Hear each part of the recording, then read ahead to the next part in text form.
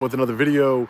I apologize for my previous live stream. There was some technical difficulties. We are outside of the Groton Town Hall Annex here. Right behind me are two Groton police officer vehicles, patrol vehicles here from the Groton Police Department. Let's take a look. As soon as I pulled in here, as you know, I did a live stream earlier speaking to the town manager regarding the injustice that happened to me when I knocked on Sergeant Bryan Fahey's door, the Connecticut State Police. And now the Groton Police Department is here. I had said I was going to come to this public meeting to try and address my issues here. I walked in and I spoke to the two officers already. Just wanted to come out here and fix the technical difficulties. Please hit that like button and share this video. So the Groton Police Department isn't typically here. One of the law enforcement officers inside already told me we're not typically here during these meetings, but because I am here, the non-aggressive person, the non-aggressor, the victim, they're having law enforcement officers stationed right outside and inside the town hall here. You'll see them as soon as we walk in. Again, I apologize for any technical difficulties.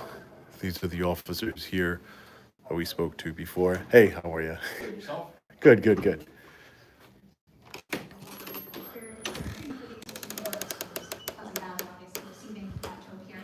So Leroy Truth is here with me right here.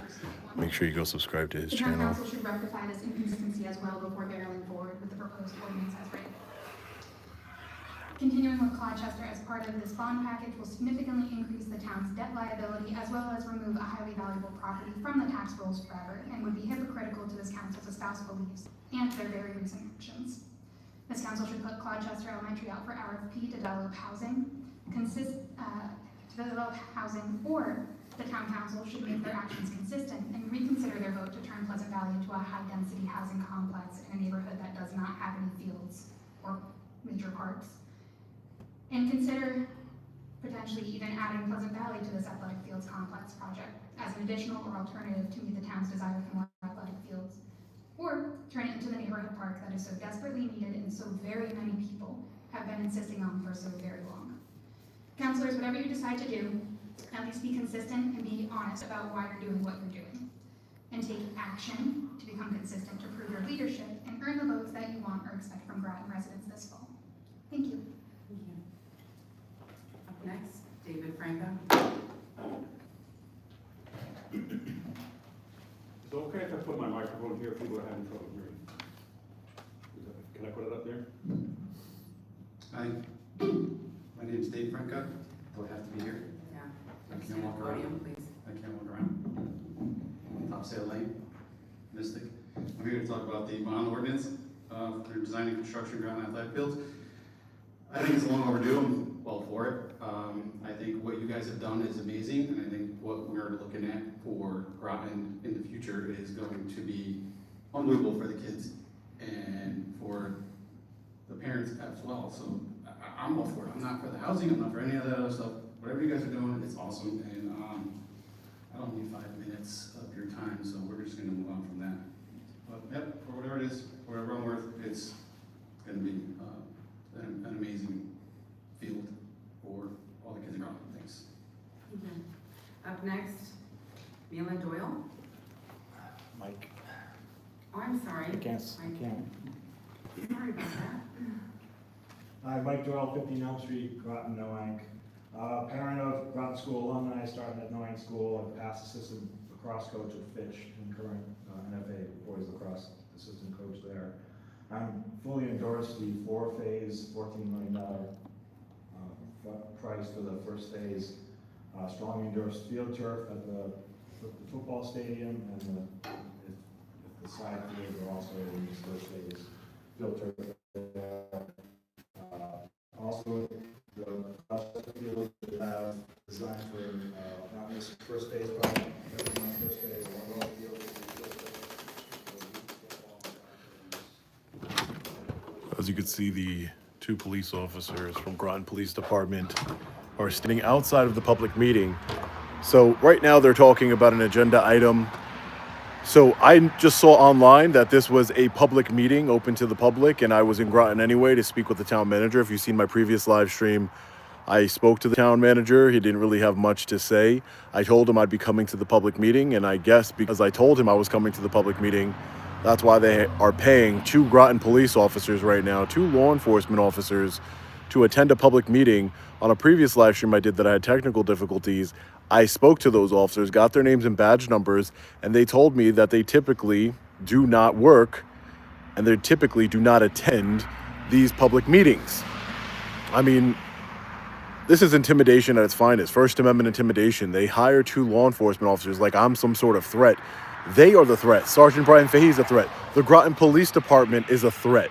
They unlawfully arrested me. This is an injustice. This is an injustice what happened. So right now, I tried to speak before. I'm going to try and speak at the end. So make sure you stay tuned to the end of this video. I'm going to try and speak at the end to the town councilmen and women and the town manager and the mayor. The mayor, it's weird how it works over here. The town manager is really the one that's in charge here. I don't even believe the mayor is elected. But again, we're here outside of the Groton Annex right now, and I saw your comments, and I don't want to be rude and speak while other people are speaking, but I wanted to come out and show you. There's 2 law enforcement officer vehicles right back there, 2 law enforcement officers inside of this town hall here because of a man with a camera. Again, they're trying to chill my First Amendment speech. I have a First Amendment right to petition my grievances peacefully to my government. I was unlawfully arrested on charges of voyeurism, criminal trespassing, and breach of the peace. Horrific. $75,000 bond. My poor cameraman was arrested. I do have an attorney, thanks to each and every one of you for your donations and everything like that, and your support. I hired Steven Seeger, the best attorney in Connecticut, for me and my cameraman. This Friday, I'll be arraigned, July 25th, the New London Superior Court. Make sure you guys hit that like button. Do me a favor. If you're watching, hit the like button and share this video anywhere you can.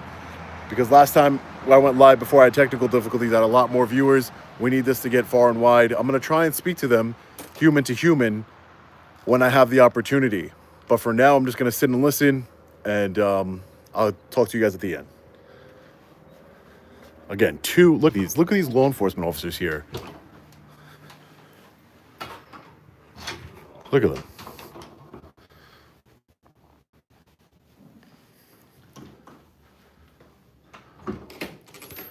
I'm sure they have better things to do. Councilor Ross. I received all the same emails that everyone else has received. I wanted to address something that was stated in the public hearing that in his statement. I don't believe I've ever made that statement, but I did. I'd love to know that. And thank you to everyone who helped make the fabric a success this last week. Thank you. Councilor McBride. The normal communications on matters that are pertaining to Rob that the councils have received. The only other individual item that I received is I did speak to a resident regarding the desire to set up a long-term financial committee to review the long-term projections of the town. And I did mention to them that that is on the strategic list that I haven't labeled as a long-term cash flow planning, but it's the same concept of setting up a committee to discuss the long-term outlook of the town. Other than that, just a little. Councilor Good. Received all the same emails, also attended the fireworks. Very interesting fireworks this year, but it was still a lot of fun, and I appreciate the city of Groton, the town of Groton for putting them on. Councilor Parker. Thank you, Madam Mayor. Communications and nothing else to report. Thank you. Thank you. I'm going to keep it short as well. Same communications that the council has received as well, and any that the council did not receive, I forwarded off to Mr. Burt as the town manager. On to approval of minutes. 2025-674, July 8th, 2025 minutes. Councilor Parker, would you like to take that one? Yes, thank you, Madam Mayor. Make a motion to approve the committee of the whole meeting minutes of July 8th, 2025. I so moved. Okay. Moved by Parker, second by Ross. Do you have any? I'm having technical difficulties. I just logged into my device. Can you accept me, town manager? So I can log off of this one. Is there anybody that has any comments on the minutes from the July 8th meeting? Any changes, corrections?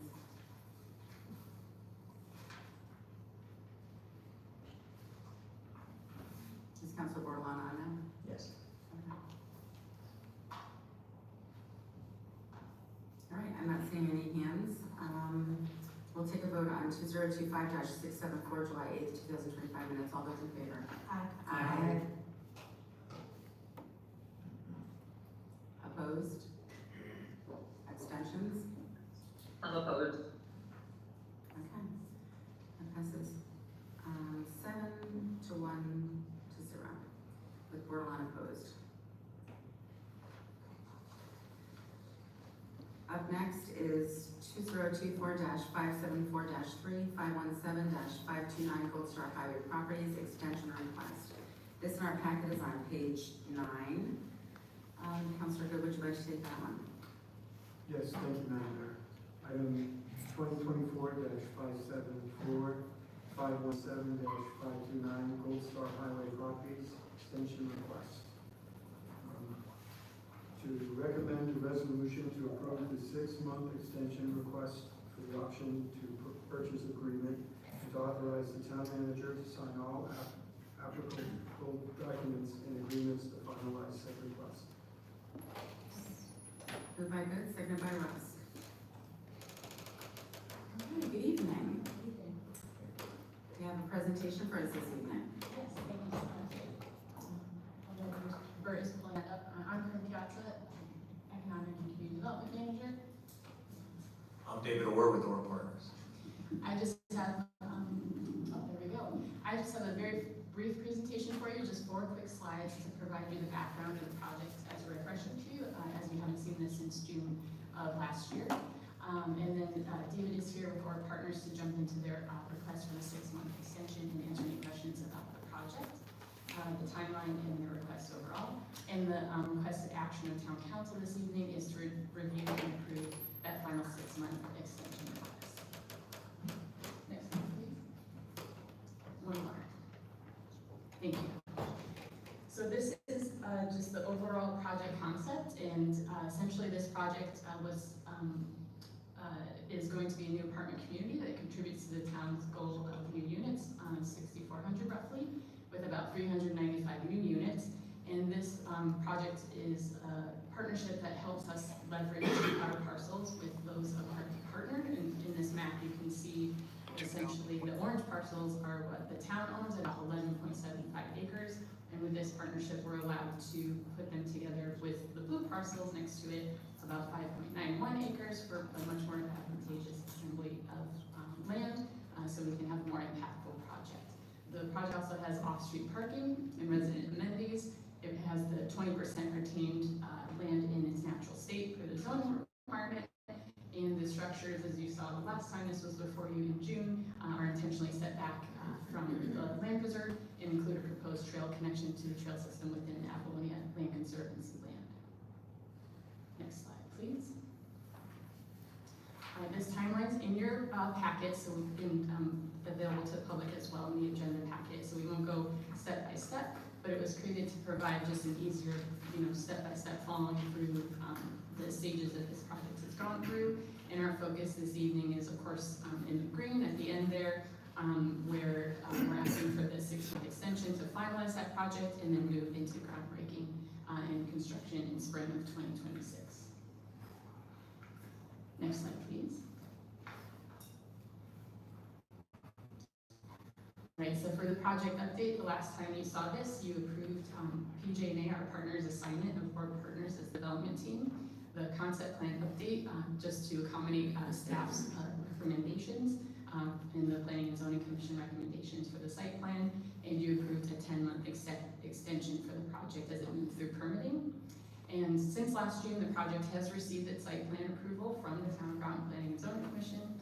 It's begun additional permitting to the State of Connecticut Department of Transportation, and the development team this evening will go over that project update and any progress questions that you have, and the reasoning for the extension and where it gets us. All right, and the next slide, and it's just that request for review and approval of the final 6-month extension. So if you have any questions, we're here to answer those, in particular the OR team. And if you can leave that open, just in case we need any of the slides, thank you. I'm not going to be able to see if Councilor Borland has her hand up. So Mr. Burr, would you watch that? I can see that laptop. Is there anybody here that has any questions or comments?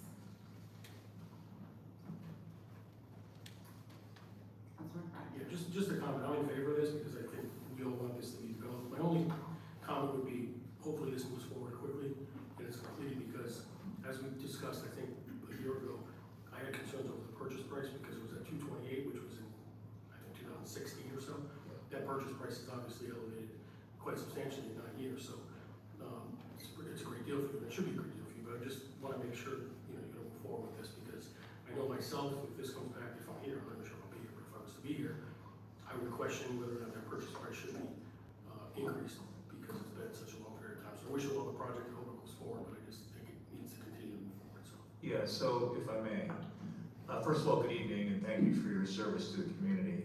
I will tell you, as I travel across the United States, buildings built in 32 states now, we've never had a better reception than we have here in Groton.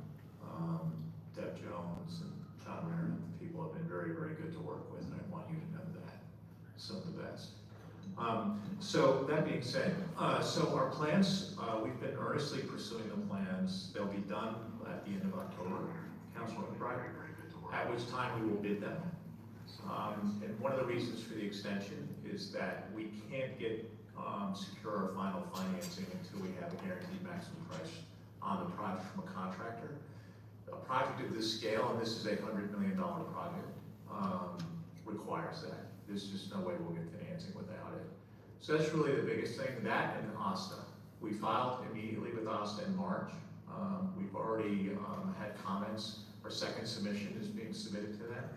So it's our intention to complete the plans and break ground at the beginning of next year, first quarter of next year. We're full steam ahead with this. I will tell you that we had some involvement, some oversight on the Trident Square project. I don't know if you've heard, but the leasing there is going phenomenally well. Over 100 units at this point. Only been open for 3 or 4 months. So the demand is there. You know, we're starting to see these units to serve the community. So thank you.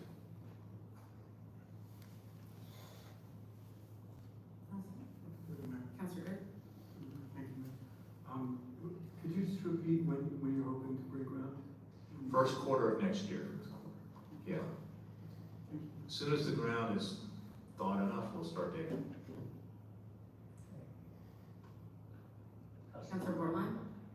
Yeah, thank you. Thank you for choosing Groton. I know there are some concerns, you know, about timelines.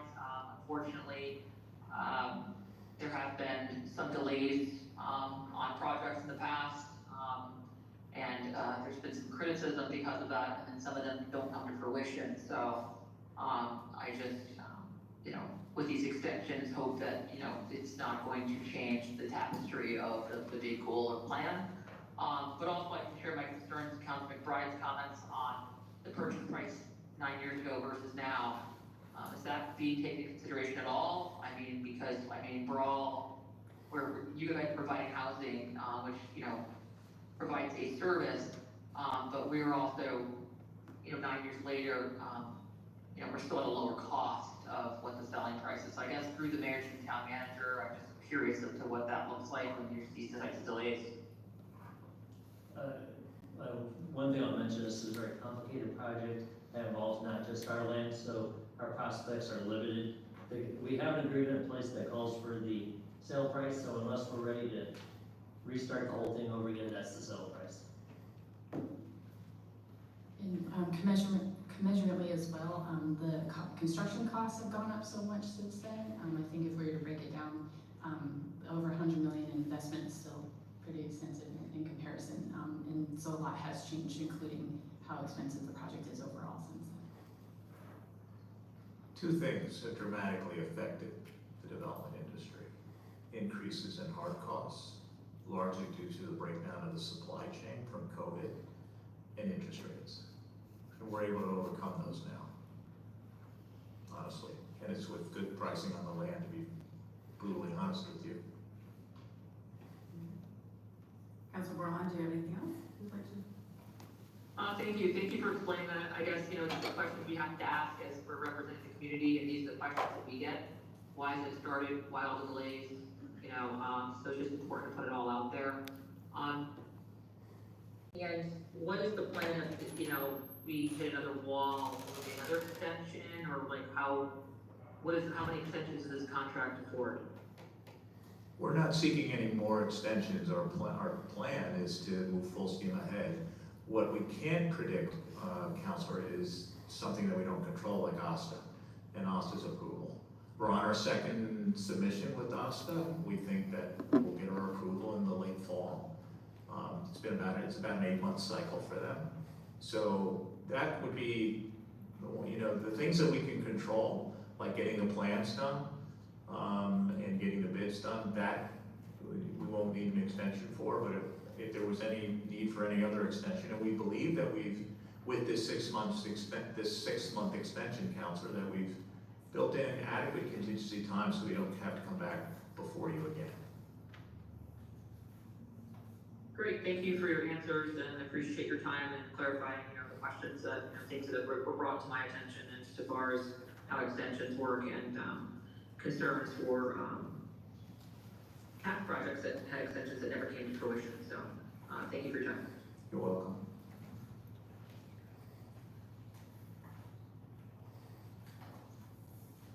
All right, I don't see any other hands, so we're going to take a vote on the 2024-574-3, 517 to 529 Goldstar Highway Properties Extension Request. All those in favor? Aye. Aye. Opposed? Abstentions? Councilor Bordelon, your vote? I'm in favor. Thank you. That passes 8 to 0 to 0. Thank you. Thank you. Thank you. We look forward to welcoming you to the groundbreaking. That would be wonderful. We appreciate that. Up next is 2025-671, the Nuclear Safety Emergency Performance Grant, FY26. In our packet, this is on page 54. All right, up next is Councilman Bryan. Would you like to take that one? Thank you. Item number 2025671, Nuclear Safety Emergency Performance Grant, fiscal year 2026. I'd like to make a motion to recommend a resolution authorizing the town manager or his designee to execute any and all documents and to perform all acts deemed necessary or appropriate to carry out the terms of the grant program, to accept the grant funding in the amount of $100,000 and refer to the RTM per Rule 6.5.3. Second, Parker. Moved by Bryan, seconded by Parker. Mr. Burr, are you good? Yeah, that'll cover it. This is an annual grant that we regularly receive. We apply for it in advance for what our uses for the funds would be. This year, for the $100,000, $48,000 for salary reimbursements and $52,000 for emergency operations center upgrades.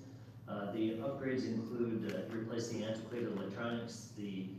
For example, VHS recorders still in the USC with large touchscreen TV, news monitors, new dispatch screens, and tools for greater visibility, central awareness for incidents occurring throughout the town. There'll also be a mirrored screen installed in dispatch so they have eyes on what's going on in the town in the EOC. The EOC is our emergency outreach service for large scale events. Make sure we're prepared for that. VHS is not the latest technology. Do you have anybody who'd like to comment on this? Councilor Rusk? Just one quick clarifying question, the $48,000, is that in the budget or is that in addition to the budget? That's not in addition to our budget, that'll supplement the budget. Replace. No increases for any staff involved. Okay, I don't see any hands, so we'll take a vote on 2025-671, Nuclear Safety Emergency Performance Grant, FY26. All those in favor? Aye. Aye. Opposed? Abstentions? Councilor Bordelon, can you repeat your vote? Aye. Thank you. Up next, 2025-686, Surviving Spouse Property Tax Exemption. This is in our packet on page 57. On this topic, I will be recusing myself as my mother is actually one of the 6 members that are up for discussion this evening. So with that being said, we need to put in a pro tem at this moment to run the meeting while I am recused. I open it up for nominations. I will nominate Councilor Rusk. Second. All right, nominated Councilor Rusk. Are there any more nominations? All right, I will nominations, and we will vote on Counselor Russ being the pro tem for this item. Counselor Bordelon, your vote? Abstain. Counselor Good? Aye. Counselor McBride? Yes. Counselor Merritt? Yes. Counselor Parker? Yes. Counselor Kushina? Yes. Counselor Russ? That is 6 in favor, 0 opposed, and 1 abstention. Bordelon. Okay, so I'm gonna vacate the seat. And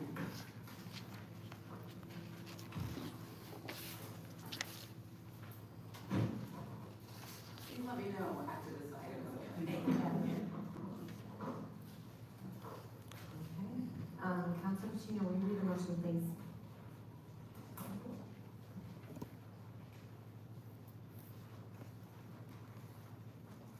Item 2025-686, surviving spouse property tax exemption. Motion to recommend a resolution approving the local option to allow a property tax exemption starting with the 2025 grand list for eligible surviving spouses of veterans per Public Act 25 TAC 168. I so move. Second. Motion is made by Pacino, seconded by Good. Do you want to introduce yourself? Dee Morrison, Director of Finance, and tonight I have with me Mary Garden, the Town Assessor.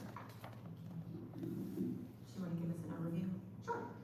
So in the end of June, Governor Lamont signed Public Act 25-168, which covered a number of items.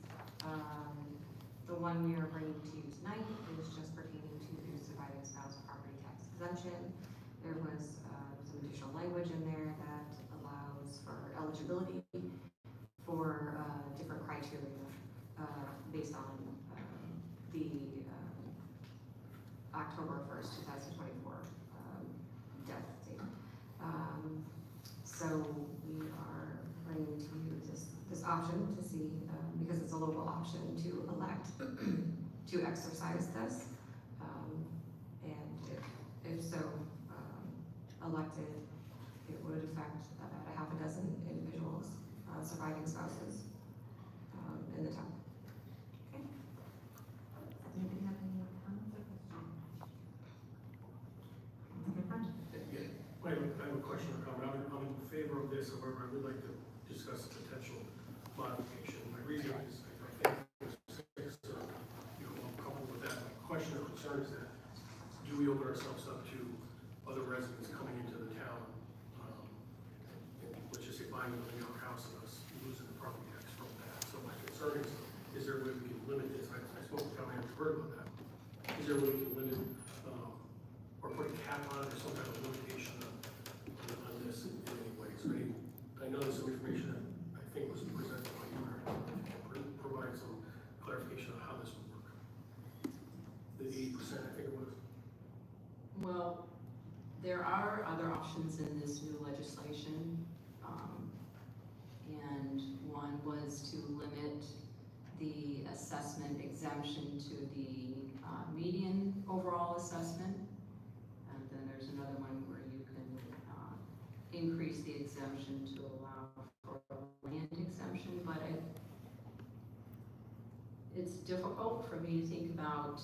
We already have about 80 veterans that are receiving this exemption. This is just to expand it because when the legislation was put into effect, it created 2 classes of veteran. And there was some that received the exemption just by the date of the death of the veteran, and then this group that were excluded. So any change that you limit, it would be difficult, I think, for my office to kind of administer, limiting it to this one group but not the other group. That's the kind of administrative process that can really bog down what we do. So I think tonight we were just going to try to focus on this. I think we were planning on coming back at a later date to talk about the other local options that are allowed under the statute.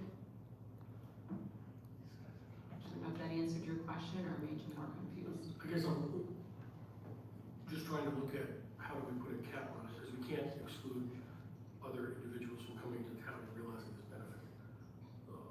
That's my concern, is the potential. I mean, here we are looking at ways to save money and worry about the federal government, and here we are, providing, it's not substantial, it's $5,000, but I'm concerned about the risk of it growing over time and providing benefits to others. So I didn't know if there was a way we could put a cap or a percentage on minimizing that total amount to some percentage amount. The statute that was adopted does give the town the authority to limit any of these benefits, not just to the widows, but the other 80 to a median assessment. Whatever the overall town median assessment is for that year. But I don't believe you can limit the number of people that are gonna apply for this type of program. Others, I'm thinking of the 80% limit or whatever the ratio is, you can limit it that way. I guess I'm good for now, I'll think about this for maybe. Anyone else?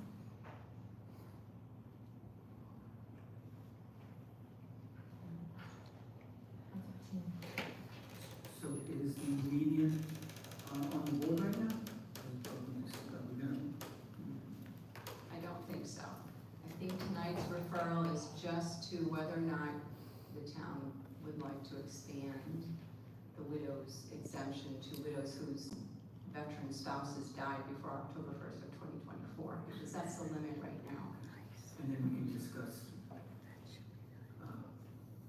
the limitations at a later date. Correct. Okay. Mr. Burke?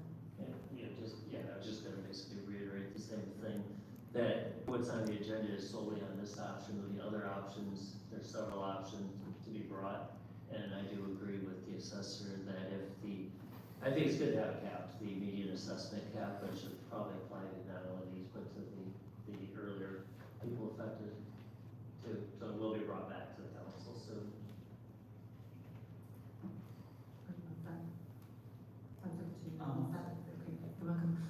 Councilor Bordelon.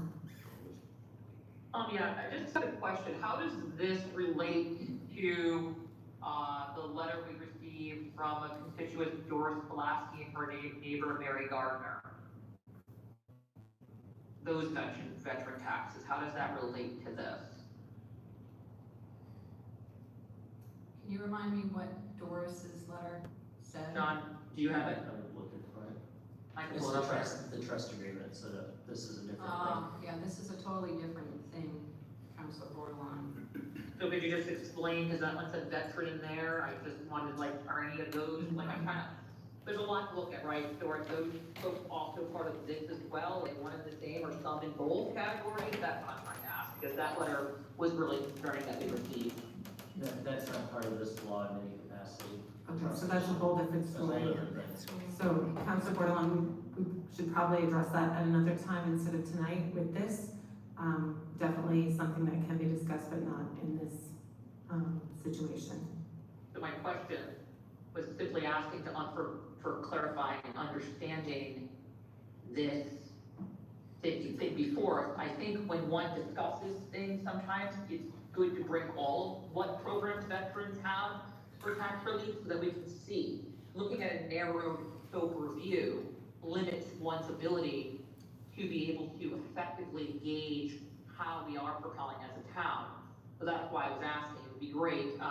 When I looked at these in other areas, there was a grid that towns had where it had all the veteran benefits that were currently in effect and how they were being applied and how it would affect. So that's, just a thought, but, I'm sorry, can you just, for clarification, can you repeat what you said? There's a grid? Is that what you said? or you could provide a grid. So I'm looking for knowledge, right? When you vote on something, you don't want to vote on something narrowly. You want to look at the whole picture of how the town's performing and what benefits. So then we got that letter about another veteran's taxes and a notice that they were no longer going to be exempting them. And I'm just curious how this all looks. This is one thing that's come up, but usually you can talk about all of the veteran things under the same umbrella at the same time so that we can have an understanding of how many, what other ones are out there, how does this affect? Like, and this is a very narrow scope for me to make a decision. Okay, hold on one second. Mr. Burke, go ahead. I was just gonna mention on that other issue, while the council could certainly learn about it, I don't believe they have the authority to make a change on that. But it certainly could be, relayed to you at some point. So I guess the question was, if it is a military benefit, it's not something that we can control, and The it one doesn't we have. trust is not a local option type thing. Okay, so it's not something that the council has an Yeah, option to for change, correct. and does it affect surviving spouses? Not at this point. No, No, okay, no, these two different programs altogether. okay. I guess for me, it would be nice, if you could send out a list of all the programs with tax exemptions, I'll send an email. For me, I made an exception tonight for lack of knowledge and information. I was doing a lot of research in other towns, and I was able to find all these programs all delineated out. And the public could see, how many people were exercising their right to each program. And I just had trouble navigating it on our own personal website. And this might be what we're talking about, but as a example, it would be good to know all the other programs that are affecting veterans in our town. We're speaking about one other program. So for me, listen more to the conversation. Huge supporter of military veterans, especially disabled and widowed, but I definitely want to understand what this looks like and get a better understanding of the other programs that link separately that others could apply for. So, thank you. Mr. Burke, is that something that can be sent out, a list of veteran tax exemptions? Certainly, in terms of putting numbers of who's doing what might take a little time. We might present it when we come back in a couple of weeks, within the next 2 weeks with the rest of it. Okay, thank you. Anybody else?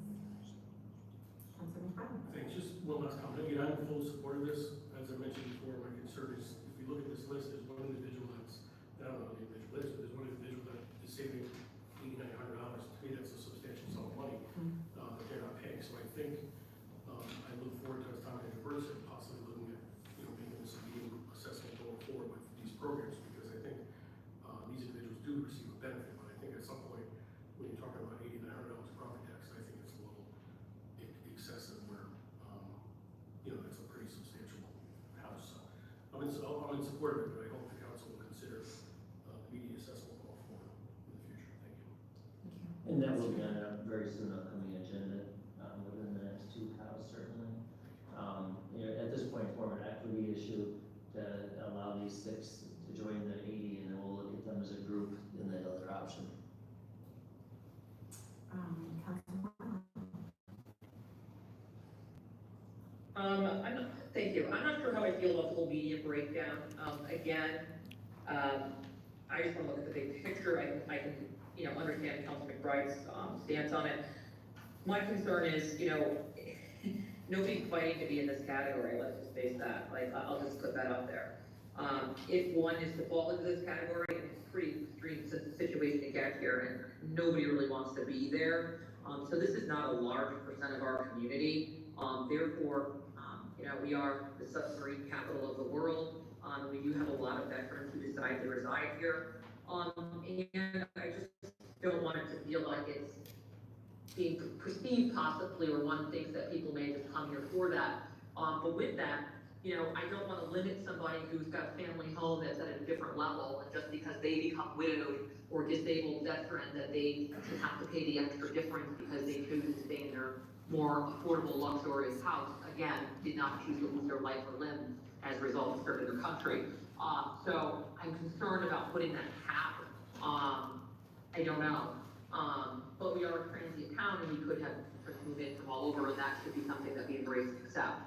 So with that, I'm in support of this, but I do think we need to look at all of it. And again, it's a small percent of people right now, but with everything going on in our country, and people, it doesn't have to be. I have a question. So does this delineate if a current active duty member is injured and disabled and they're not at war?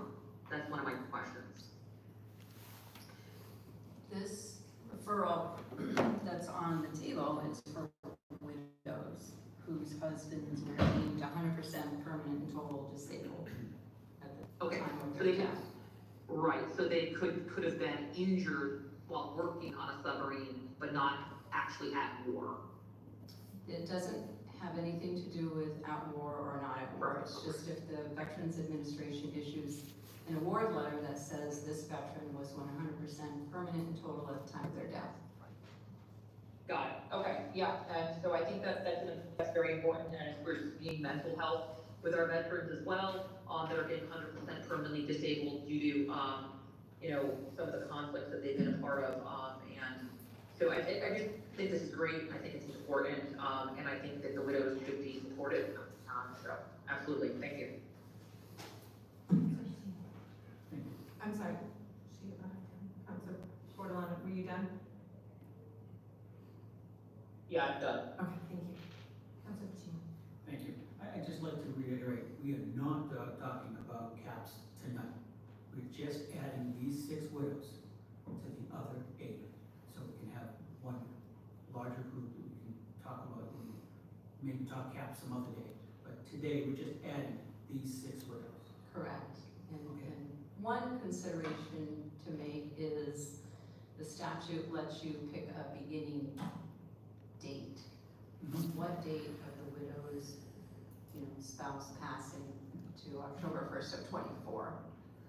And we have a widow of a veteran who's 100% PUT veteran, died in April of 1963. Why wasn't she on it before? She's getting veteran widow benefits, but not this benefit. It's in your rule.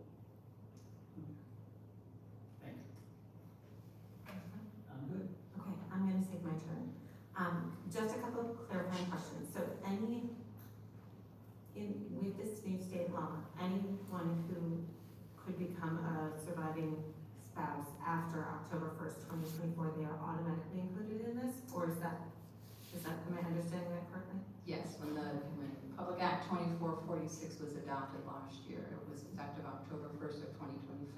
If you are 100% disabled, permanently, totally, then you received the full dwelling exemption. And if that spouse dies, who's permanently and totally disabled, their surviving spouse automatically gets this, correct? Correct. So we are simply bringing in 6 people who lost their spouse prior to the state. Correct. We're including that, okay. Correct. Is there any qualifier if this person gets remarried?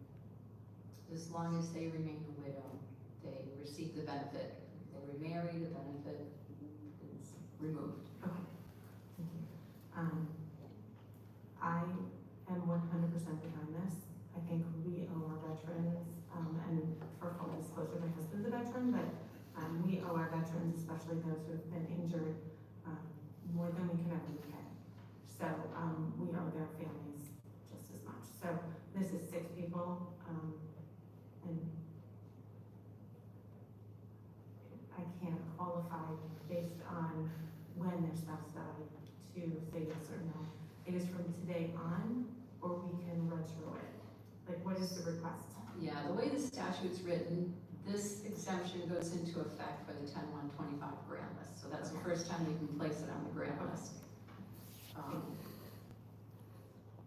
For me, this is a definite yes. Thank you. Point of clarification? Yes. Any question? Yes, I guess I should ask, some states consider, people who have cohabitated for an extended period of time as being legally married. Is this gonna be like legally married with a actual marriage license, or how would that work? The statutes don't specify, but it does say as long as the widow remains a widow. In other words, doesn't remarry. So, for clarification, does the state of Connecticut have a common law marriage law? I don't know that. Okay, so. Point of clarification? Your question? To my understanding, I believe Connecticut does, so that's my question. I'd love to have that teased out. That's not included in here. And also, my other point of clarification is, We obviously legal same-sex marriage, so I wanna make sure that this is not excluding, it is including anybody in same-sex marriages as well.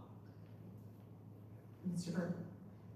Connecticut does not recognize common law marriage, however, if you move from a state that does, then it applies. Okay, and same-sex marriage is legal in Connecticut, therefore it would apply, correct? Correct. Okay. All right, anybody else who's not had a turn?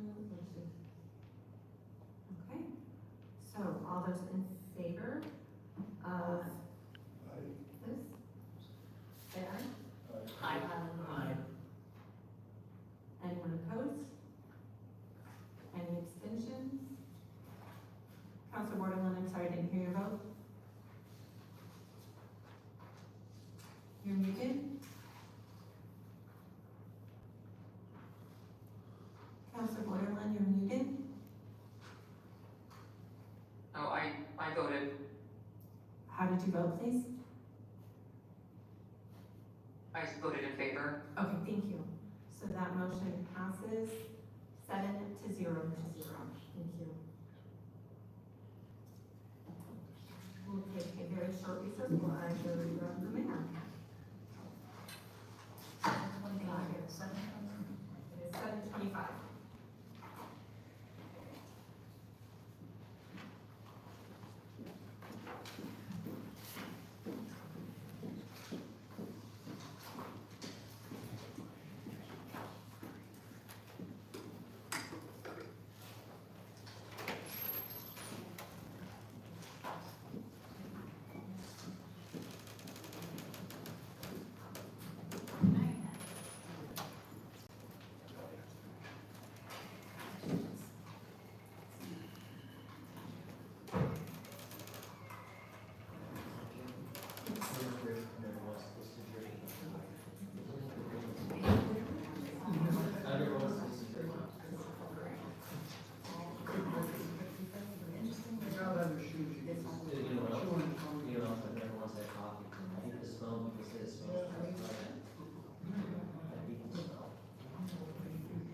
I'm coming right back in to read from recess. I didn't know. Okay, it is 7:26. We're back. All right, on to the next item, 2025-635-1, bond ordinance for design and construction of Groton athletic fields. This is in our packet on page 58. We had a public hearing this evening. And Councilor West, would you like to take that one? Yes, Madam Mayor, item 2025-635, bond ordinance for design and construction of Groton athletic fields. Make a motion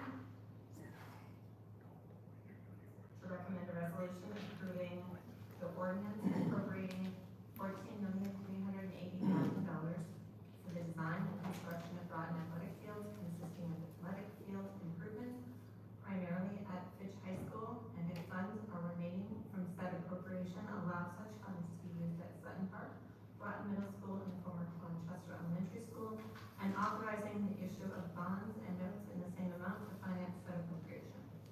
Second, Gino. Moved by Russ, seconded by Pacino. Oh, and to recommend, Yes. sorry, it's on 2 pages. And to recommend the ordinance to the representative town meeting for Rule 6.5.3. Yes. I continue to say. Thank you.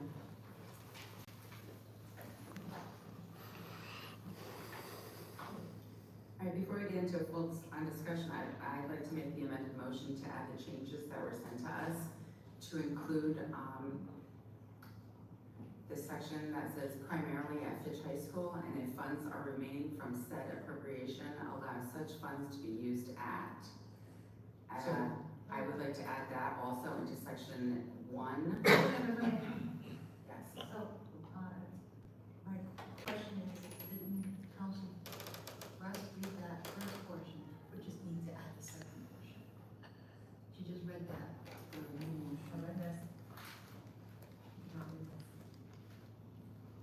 Yes, but I'm changing it to this, because that's not what was produced in the public hearing. And on the original what we had originally came up with originally from the substantive pages. So I'm amending it. Is that correct, Mr. Bird? Mr. Mayor, would you like me to read the original one, because I read this one. Counselor Russ read from this. Mr. Bird. Okay, I didn't hear you say I read the part. Okay, then yes, to amend section 1 to include that extra verbiage. So because she read the. She read the title. Okay, thank you. Then I make the amended motion, thank you, Councilor Parker, for catching that. I would make the amended motion to add that same verbiage into section 1. Second. So it's amended by Franco, seconded by Parker. Add additional verbiage into section 1. Just a point of clarification, Your question? I don't know Robert's rules, but shouldn't we have read this initially and then revised it, not started with it? You don't have to, you can read it, you can read the motion, that is, not verbatim, that we have to put it into the motion that way. Okay. Am I correct, Mr. Burke? Yeah, it's a recommended motion that we put in the packet. Right. Okay, thank you. Sure. Okay, so now we're gonna open up some comments. Does anybody have anything they would like to comment on this? Councilman Bryan? I'll just say I'm in support of the motion. I think it provides clarity to what this council move forward with, to have the priority be Fitch Middle School, and the others thereafter. So that's support of the Fitch Middle School? Thank Yeah. Yeah. Councilor Merritt? Yes, I'm in support of this. It's been long overdue. I think it's time to quit kicking the can down the road and go forward. Thank you. Councilor Bordelon? Thanks. So just to be clear, this would only do a portion of the high school and in phase 1? This is what we've been talking about in phase 1, yes. For the Right. $14,380,000, yes. So it wouldn't fix all of the projected initial things that were requested, is that correct? No, that For would the be, high I school? think, close to $60 million. No. This is just for this phase 1 thing. Right, so the whole high school is not fully being the priority as of the entirety. I just want to make sure I'm clear.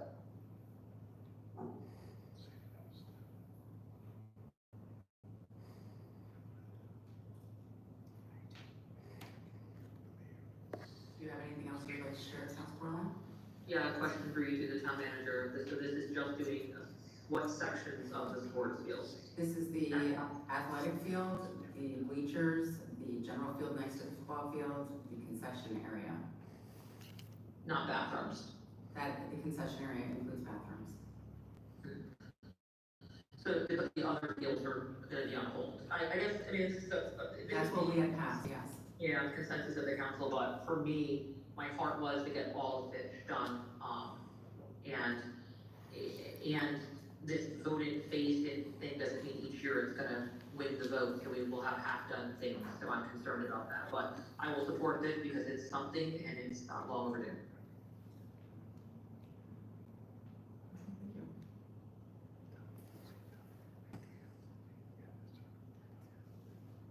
Anybody else have any comments? Councilor Good? I'm in full support of this. I've talked to many community members who are also in full support of this. Very excited to see this happen to the high school fields.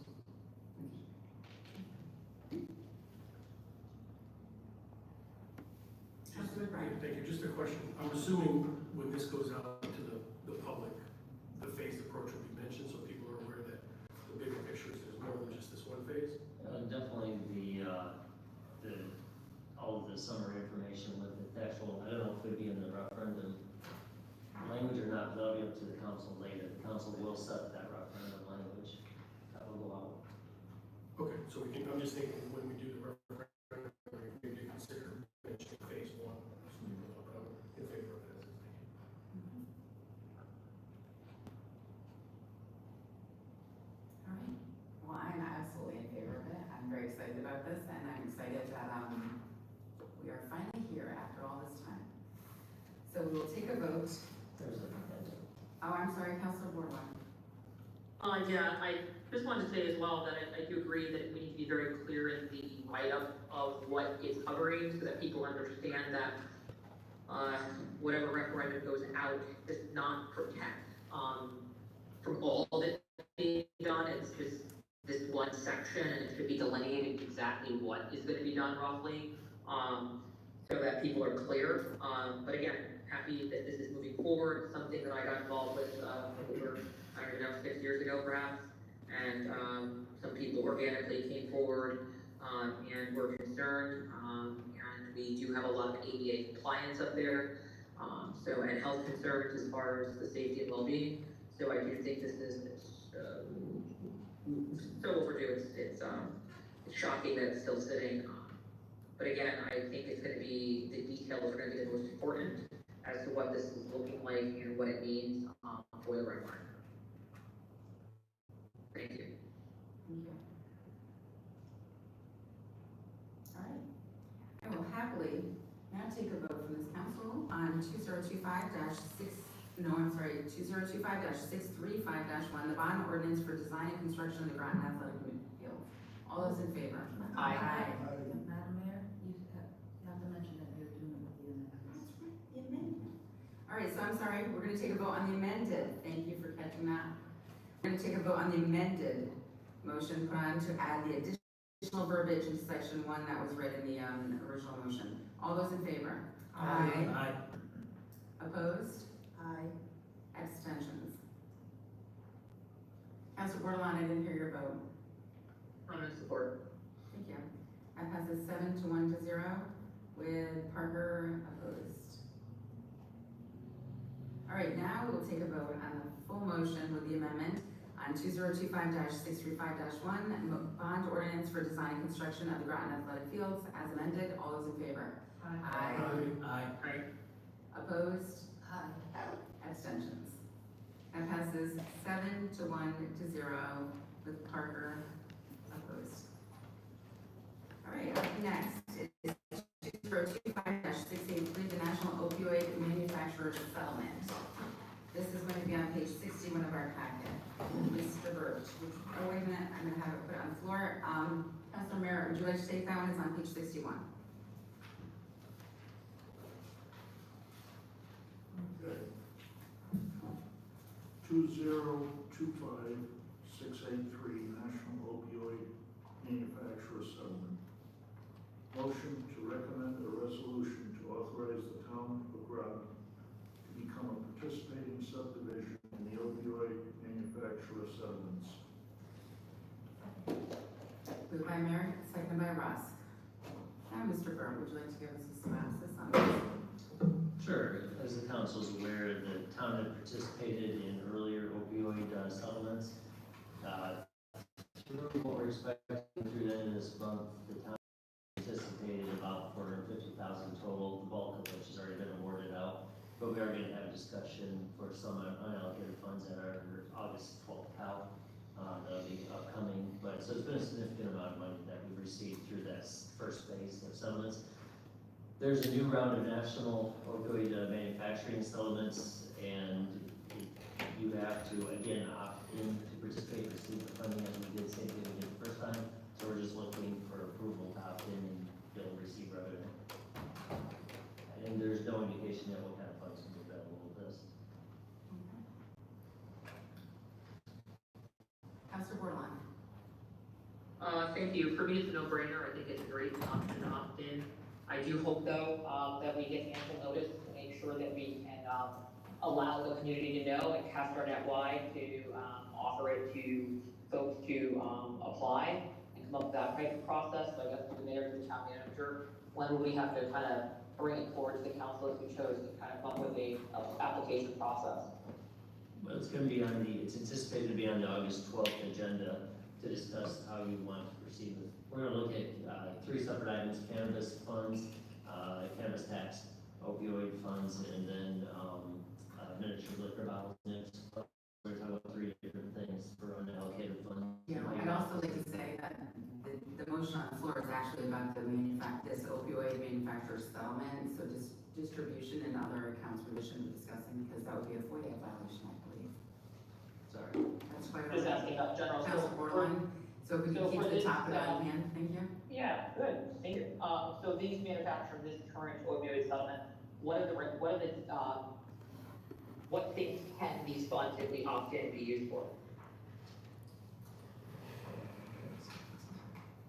Because I think that's important to know when, as we look for these funds, when looking at about casting the net wisely.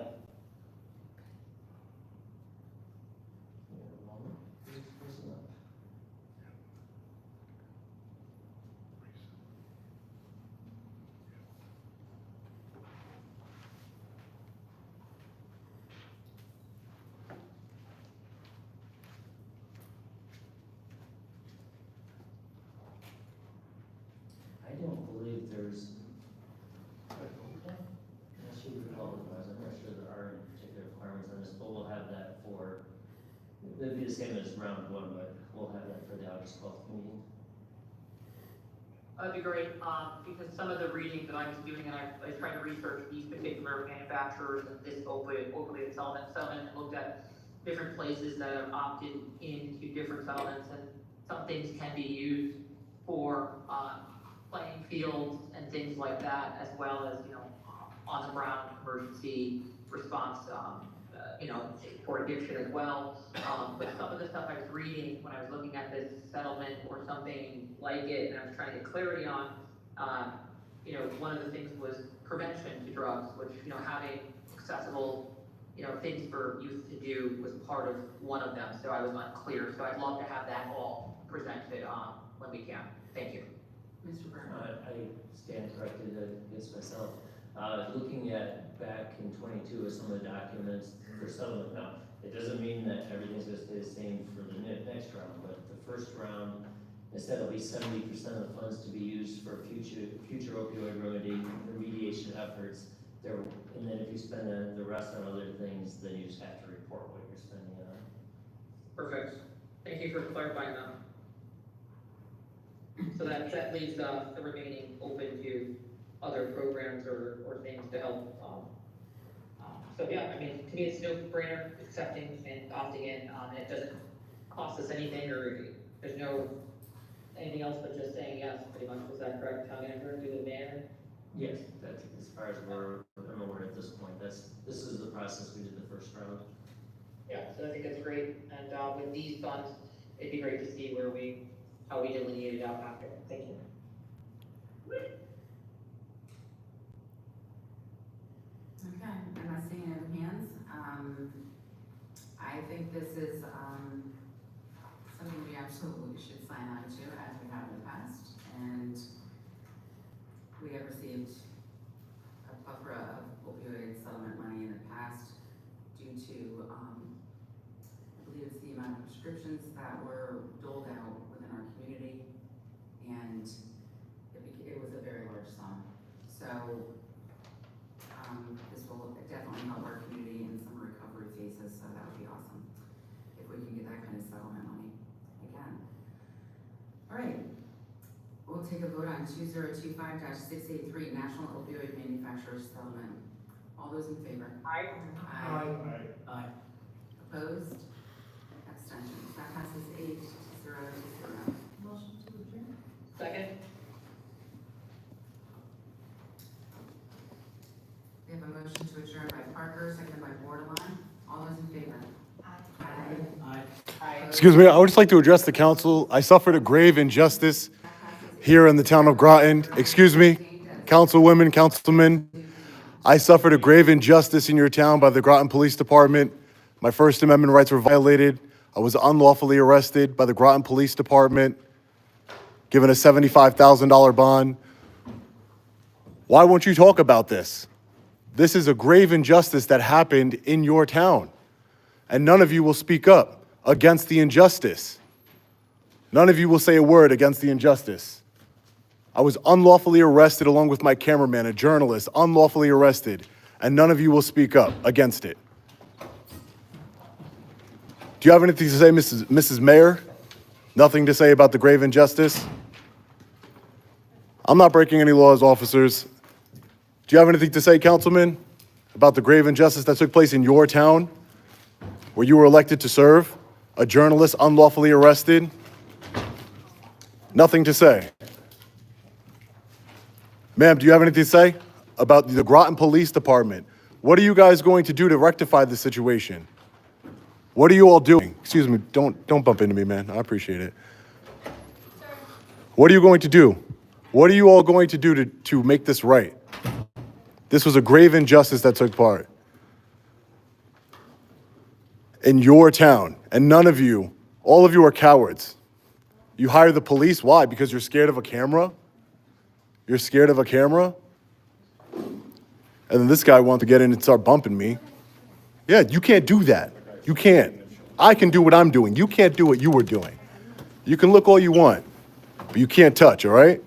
Keep your hands to yourself. Councilman, do you have any comment on the injustice, the grave injustice, a cameraman and a journalist arrested in your town, Councilman? This is the guy right here bumping into us. Councilman, do you have any comment? I saw you giving some dirty looks while I was speaking. Are you friends with Sergeant Bryan Fahey? Do you have a conflict of interest? Do you have a conflict of interest, Councilman? Are you going to do anything to resolve this grave injustice that took place in your town? Why won't you talk about it? Why not have a conversation? Why not have a conversation about a grave injustice that happened in your town, a town you were elected to serve? I might not be a resident here, but I came here in a journalistic capacity asking questions about a resident here, and I was unlawfully arrested, put in a jail cell, set a $75,000 bond for voyeurism. Voyeurism, criminal trespass, and breach of the peace. And you have nothing to say? I have a First Amendment right to ask you questions, Councilman. Are you the one that called the Groton Police Department to be here? I was told that they never come to these meetings, Councilman. Did you call them to be here? Do you have no soul, no compassion for a man being unlawfully arrested in the town of Groton?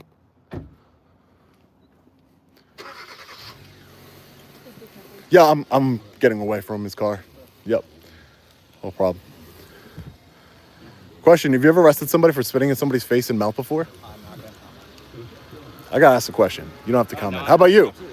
Have you ever arrested anybody for spitting in somebody's face and mouth, officer?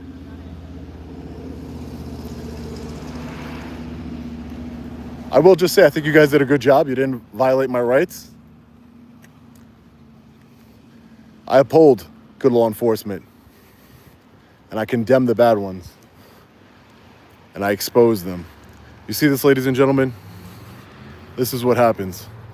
This is what happens. 2 law enforcement officers for a man with a camera. They run out the back door. I should have had Leroy Truth. Make sure you go subscribe to Leroy Truth. I appreciate him coming all the way out here. He drove 3 hours in traffic to come to Groton, and I appreciate him for doing that and supporting me. You know, we the people need to stick together. And this is the town manager. Oh, I left my microphone inside. Town manager, let's speak. Let's talk. Let's fix this problem. This is the problem with elected officials, ladies and gentlemen, is that they want to violate our rights and then they don't want to address it. Why not have a conversation about it? It's all on video. He wants to wave goodbye. Make sure you guys hit that like button and share this video. This video needs to be seen by as many people as possible. Thank you all for joining. Listen, 69 minutes in, you guys stood with me till the end. For those of you who watched all the way through the boring meeting and everything, I really appreciate it. There's another meeting here August 5th that I will be coming to where they will have public comment on the agenda. I just checked. But I'm not waiting till August 5th. I'm being arraigned this Friday, July 25th at the New London Superior Court. I'm not waiting. There's nothing illegal about what I did. Nothing. And I want to say, these Groton police officers here, they didn't get in my way. There was a citizen that got in my way and started pushing me, and they actually told him to stop. So you got to give credit where credit is due, ladies and gentlemen. At the end of the day, a citizen tried to get in my face. He pushed me, and the officer told him, hey, calm down, stop doing what you're doing, move on. I have a First Amendment right to petition my grievances to my government. I can walk you all the way to your car. I'll knock on your door. I mean, it looks like I got a bunch more doors to knock on. I don't get it. I don't get it. Why not have the conversation? I'm sorry. Why don't apologize? Maybe I wouldn't even have filed a lawsuit against the town of Groton. It's going to cost all of the residents here in Groton. There wasn't many residents here, but it's going to cost them their money. It's not the councilman's money. It's not the town of Groton's money in the federal lawsuit. It's not their hard-earned money. I don't want to take the town's money here. Why can't I get an apology? Why can't I get an apology? Unlawfully arrested for asking questions of public officials. Unlawfully arrested, placed in a jail cell, arrested for voyeurism, criminal trespassing, a conspiracy with the Groton Police Department and the Connecticut State Police. For what? Knocking on an unhinged individual's door, and then he spits in my face and mouth, and they don't arrest him, but yet they give me a $75,000 bond, a felony charge of voyeurism, 2 misdemeanor charges, criminal trespassing and breach of the peace. And this is going to end up costing the residents here in the town of Groton. And not one of the councilmen or councilwomen or the mayor or the town manager, not one of them will say, I saw what happened to you and I am sorry for what happened to you. I'm sorry you and your cameraman were falsely arrested. You think saying sorry is going to do anything different for the lawsuit? If anything, it's going to make me feel a little bit better and say, look, the council people are taking accountability. That's what this is about. This is not about filing a lawsuit. I don't want to get arrested. My freedom is not worth any amount of money. It is priceless. My freedom is priceless. Our Constitution is priceless. Our constitutional rights are priceless. But yet, I can't even say, it's all on video for the world to see. Everybody's posting it. It's everywhere. But yet, can't even get I'm sorry that happened to you. That's an unfortunate situation. We're going to look into it. Just silence. Just utter silence.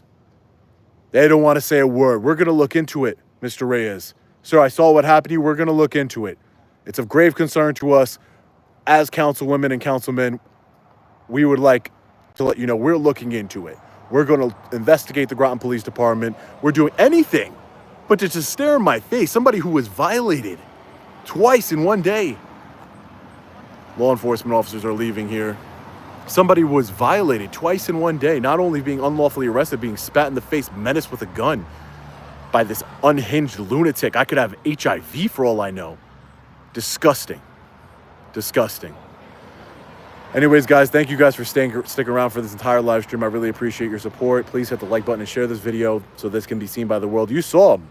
You saw all the councilmen. I walked right up to them, councilmen and councilwomen, and I asked them for any sort of comment, any sort of human decency to say, we're at least looking into it. We're at least, Mr. Reyes, we have been made aware of the video. We're looking into it. We're going to let you know. We'll get back to you. That would have been something. But they gave me dead stares like if I am the criminal, like if I did something wrong. I did nothing wrong. And the video proves it. And that's why they hate the camera.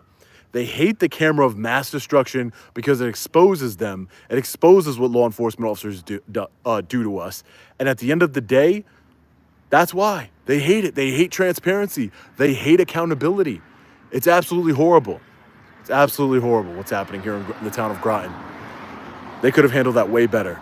But you know what? I'll be back here on August 5th. I'll be in New London, Superior Court, on July 25th, this Friday, just a couple days, where I'll be arraigned on felony voyeurism. Felony voyeurism. You can't make this up. You can't make it up. After being violated. Felony voyeurism. But you know what keeps me going? You know what keeps me strong?